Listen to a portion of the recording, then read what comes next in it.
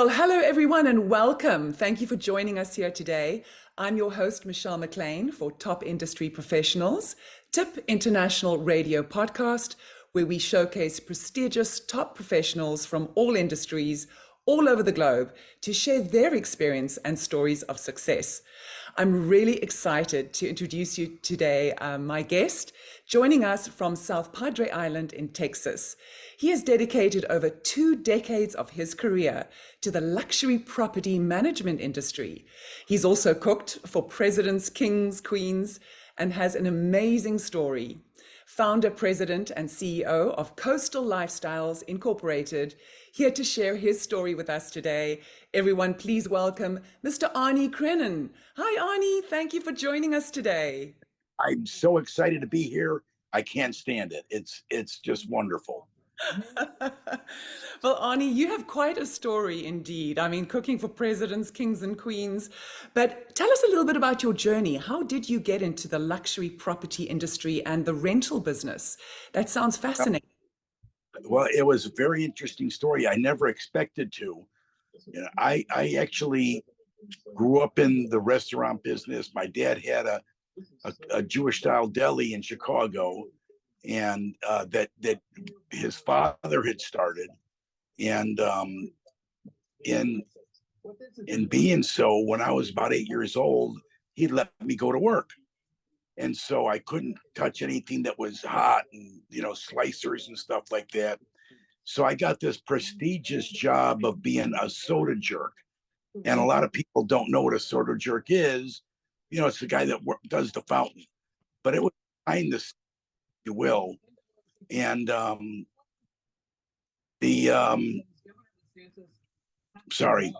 it was behind the scenes. And so it was a great introduction into the food business. And I get fascinated of watching the cooks and the chefs do their work. And it was it was big. It was a lot. It was a very, very busy restaurant. And so it was exciting to watch all the masses of food that was prepared and all the things that had to go along with it, as far as the ordering, the receiving, all those different processes. It was very interesting. So it kind of fascinated me. And as I grew up and got older, I was allowed to work in the kitchen, work behind the deli counter. And so it was great experience. I couldn't buy that experience. It's not for sale. And so that's kind of was the beginning foundation. And it was pretty solid. His uncle, was my great uncle, was his partner. And he had years of experience in the business.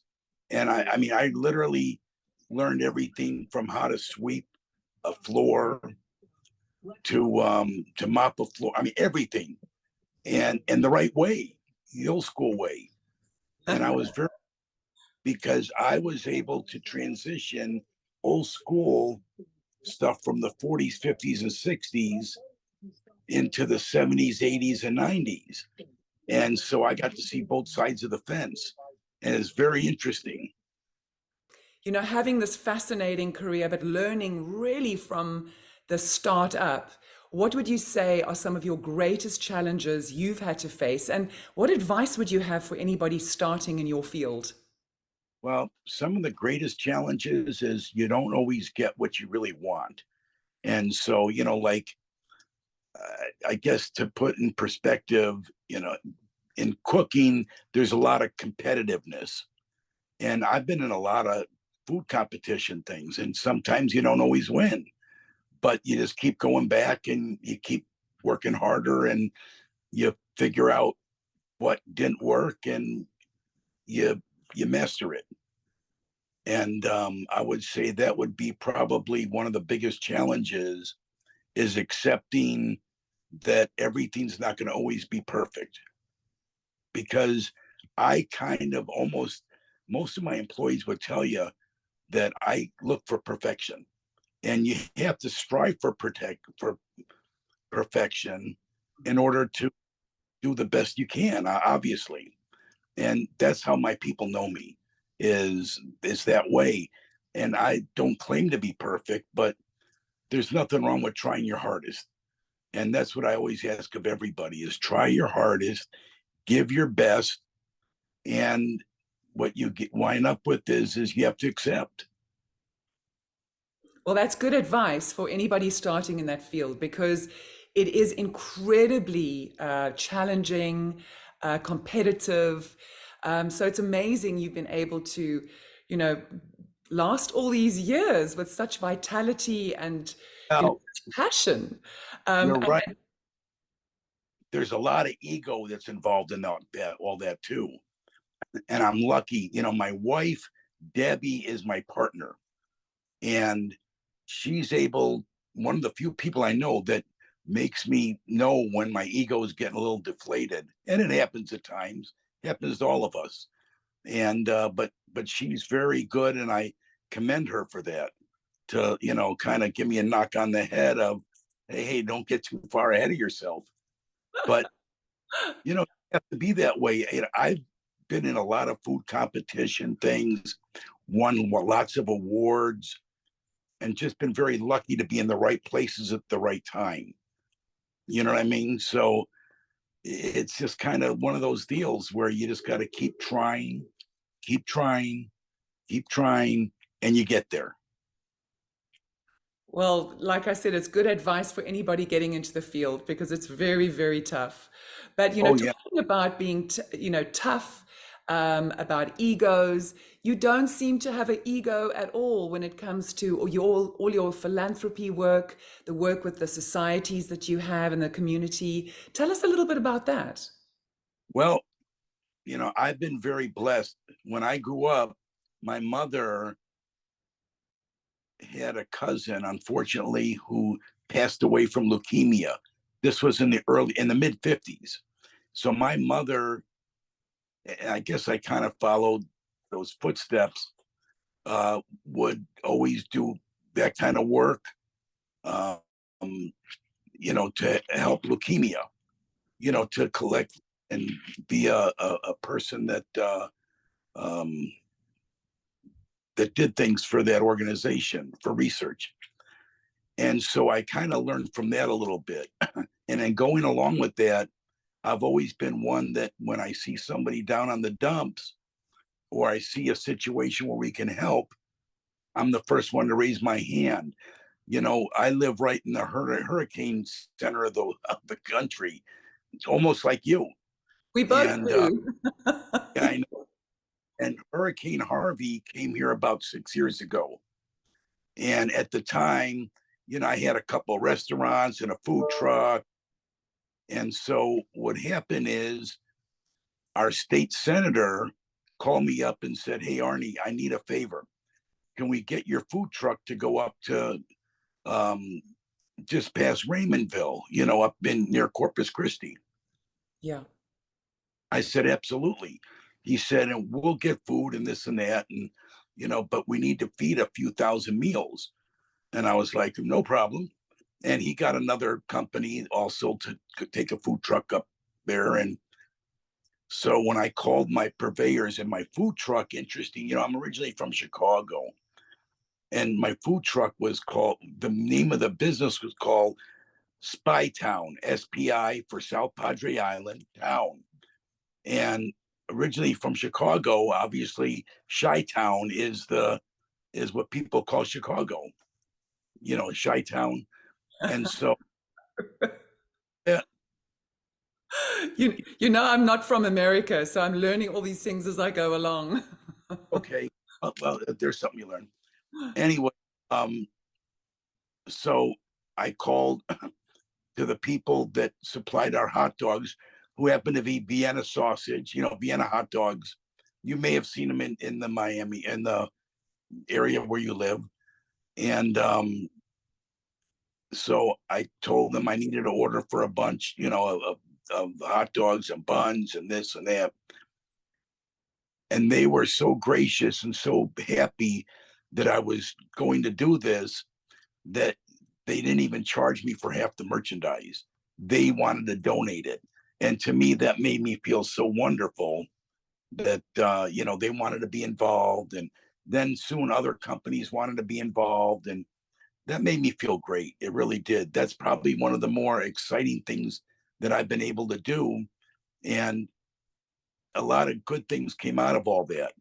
Um, it was nothing in the world like, my son at the time was working with me, and there was nothing in the world like driving in a caravan with semi trucks full of diapers and water and formula, and a couple of food trucks and a couple of SUVs full of helpers. And it was a great accomplishment feeling.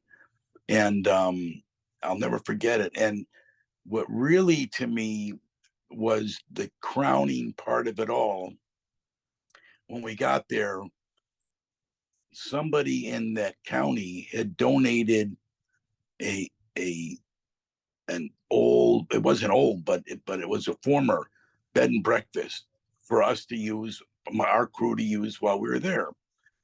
And so I wound up having to be teamed with the senator.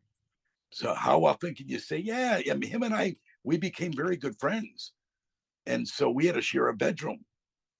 Oh And my gosh. oh, What a story. I know, it was great. You know what? We became very good friends. We talked to each other all the time. It was a great experience. And he just stepped down from being a state senator for like 30 years.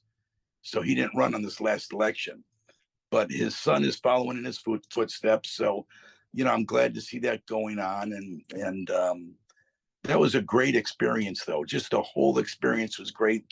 And I still hear from people that worked for me 5, 6 years ago that that still, they talk about it. They'll call me up and see how I'm doing, and we chit chat for a few minutes, and that was one of those great moments. Well, it's just so amazing to hear about all your work and how compassionate you are, and it's just amazing, how we can give back to others, but also, and for me, it always feels like, because I have a foundation in Africa as well, the Michelle McLean Right. Children's Trust, and for me, it's actually a very selfish thing, because I end up feeling so rewarded at the end of the process that, I have to say it's quite a selfish experience, but you know that you're doing good, imparting good and compassion to the world. So I commend you on your work, and I know all our viewers and listeners will as well. But apart from that, you, throughout your illustrious career, you've won numerous awards, honors, and been featured in magazines. This Huh? year, you were just named one of IOTP's top 50 fearless leaders, and you were selected for the Lifetime Achievement Award. And you'll be honored at IOTP's annual awards gala at the Plaza Hotel in New York City this December. Uh, Last year, you were honored at IOTP's annual awards gala at the Bellagio Hotel as your selection as top CEO of the year, and you were featured on the famous Planet Hollywood billboard on the Las Vegas Strip. And you've obviously graced the front of the Tip magazine. So congratulations. That's so very impressive and deserving. Now, with that's all fun. these accolades, what would you say is the highlight of your career, your most memorable experience, if you have one? I'm hoping that this is going to be one, what we're doing right now. But if I had one, I can look back and I can think of being in situations where it's like, of course, each time you take a new step. Mhm. Back in 1981, when I was a sous chef at the Americana Canyon Hotel in Palm Springs, Frank Sinatra threw a party for, it was like called a love-in, and he had some of his people, of his favorite restaurants come up with the recipes, and we had to prepare those at the hotel. And you know it's hard to explain what it's like to walk into, I was a sous chef at the time, and being able to walk into the presidential suite and with a tray to put on a table to exchange for a one that was almost empty, of looking up and going, oh my God, there's Lucille Ball, there's Stephanie Powers, there, I mean, go on and on and on. There's Frank, and Barbara Sinatra was wearing one of these gowns that very fashionable, and it blew my mind. And I couldn't believe it when it happened. It was like, oh my God. And when I went to go put the tray down, this really did happen. Frank saw me out the corner of his eye, and he knew me from downstairs as we were getting stuff ready for the dinner. And he went to go and help me, and he lifted the tray off the table to put the new one down. He's, oh, here, let me help you, Arnie. And I was like, oh, how do you do that to somebody? You can't get up. Arnie, And how can you top that story? I mean, Frank Sinatra. I Wow. can, I know, I can tell you how. When I was in Rochester, Minnesota, and I was the executive chef for the Kaler Hotel, which is right across the street from the Mayo Clinic.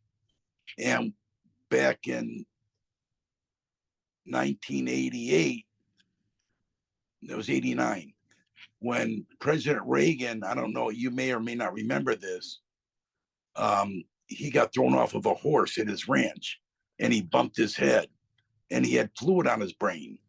So they had to do what they called the famous brain drain, where he Oh, had to go and they had to put a shunt in his head and, take care of all that. wow. So anyway, when he got there, I was assigned to, obviously being the head chef, uh, I'll be taking care of his and Nancy's meals. Or I should call her Mrs. Reagan. And so I did. And when I went up there to sit down and see what they can eat, one of the doctors was there, and I took a few of the hotel menus just to give some reference. And so anyway, as we started getting ready to talk, he was looking for his glasses, and I went and I literally took my glasses off and said, "Here, Mr. President," and he put them on, and he can actually read out of them. And I was, how can you tell somebody that and then believe that? And it really happened. And so Oh, just fun stuff like that. I told Stephanie, um, who's the founder and president of the IAOTP, that I'm going to have to write a book about all these stories, because I have stories that just go on and on and on and on. Stuff like that. King Hussein and Queen Noor, I took care of them when they came to Rochester. And you'll relate to this. I have a daughter. Her name is Christina, and she was about 12 years old at the time, maybe 10. And she wanted to be a beauty queen. My former wife put her through all these, beauty pageants and this and that. Well, where we lived in Florida, in Northwest Florida, in the Destin area, uh, she won Little Miss Okaloosa County. And that was a big thing. And that was just before we moved up to Rochester, Minnesota. And so, knowing that the Queen was going to be there, my daughter begged me, "Can you see if the Queen will sign the back of this picture? Her picture." And we're beauty stuff, all of her gown and her crown and holding the trophy and all that stuff. oh, sweet. Hey, it gets better. So I went ahead and I gave it to the Queen. You don't give something like that to the Queen. You give it to her secretary. So I gave it to her secretary and asked if she would not mind having the Queen sign it. So the day before they left, I got presented with a very lovely watch and this and that, and it was a beautiful gift. And then here's an envelope, big square envelope, and her name was Nikki, and she was actually from England. Very nice lady. And she said, "Arnie, I asked Her Majesty if she would mind signing the back of this for your daughter, of that picture, and she would not do it." And I was like, wow, really? So anyway, she said, but she wants to know if this would do. And she handed me the royal portrait of her and the king, the queen and the king. And they both signed it, to Miss Christina Creinin, Oh, all of our, beautiful. oh, and that moon with me. That doesn't happen every day. No, So I'm sure you should write a book. I mean, there must be hundreds of stories that you could talk about. I can go on and on and on and on and on. Well, save that for your book because we also want to know, besides all your hard work, what you do for fun. What does Arnie do for fun? I can't even tell you that. For me, fun is I was spending time thinking, how can we be better? And I know that sounds crazy, but I mean, I like to travel. I like to, go places with my wife and experience new restaurants. And I like to consult too, and I still do. In fact, I'm getting ready to do a restaurant here on the island that people have asked me to help consult with, and I've been involved in you know 3 or 4 hotel openings, the restaurants, and a couple of other restaurants. I had one uh, that was very busy, and I had a catering company and a food truck, and I had a terrible accident, unfortunately, where I had a fall and I smashed my patella, my right patella. Oh no. Oh yeah, it was bad. It put me out of action for almost a year and a half. The worst part is I banged my head and I had fluid on my brain. And so nobody can figure out what was wrong. And finally, after going to a hospital, uh, kind of local, if you will, they discovered I had fluid on my brain. And so the surgeon said, look, if there's a 50-50 chance to fix this. And so what we're going to do is we're going to go ahead and give it a shot. Mhm. And I said, got nothing to lose. Let's do it. So that's what we did. Well, Arnie, we all wishing you to make sure that you keep recovering and keep healthy, Well, because I'm sure you still have a lot on your mind, a lot on your heart. So, what is next for you? What other things would you like to achieve in the next, say, 5 years? well, at some point I got to start slowing down.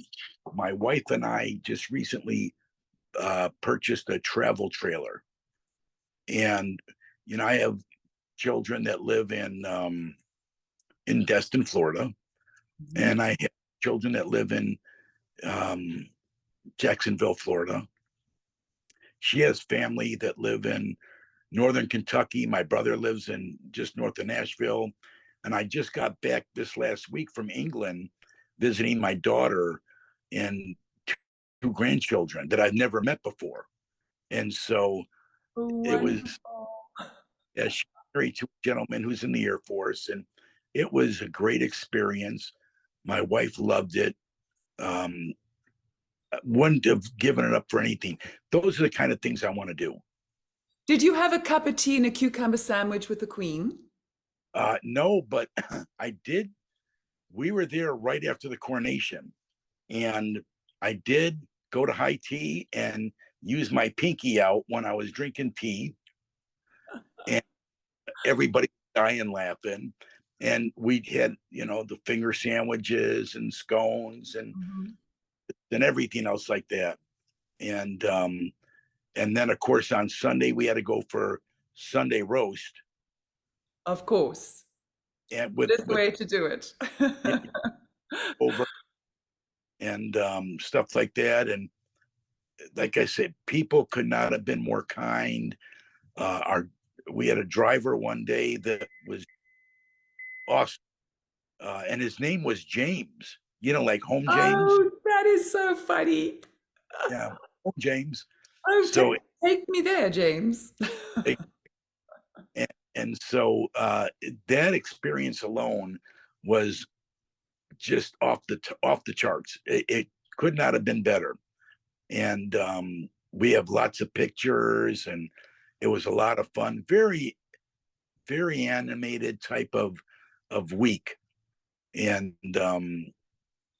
Well, I yeah, can I can see that you're passionate about travel, obviously about food and exploration of different cuisines, and obviously oh, spending time with family. I mean, I get it, and I'm sure that our listeners and viewers also get it, that you are a family man at heart. I am. But you've accomplished so much. So if anybody wants to get hold of you, I mean, we would love to chat all day, but I'm sure you got things to do, and we've unfortunately run out of time. But we would like to know how to get hold of you in case you want to consult, do some more consulting work. How would anybody get hold of you? The best way is just Google me, ARNIE CREININ, and that will take you everywhere. That'll take you to, I have a personal website. It sounds a little snobby, but it's Arnie@Creinin.com is my email address. ArnieCreinin.com is my personal website. And I guess that's a little bit ego-y type thing, No, but it's not. It says what it is, and that's yeah, yeah. perfect. And of course, to our listeners and viewers, you can also go on the IOTP LinkedIn pages, and you can definitely find Arnie there. But Arnie, thank you so much for sharing your story today. I've had so much fun, and I will see you at the gala event in New York. I look forward to it. Yep. Forward to it as well. All Thank the best. you too. Thank you. Hey, bye, Bye for Michelle. now.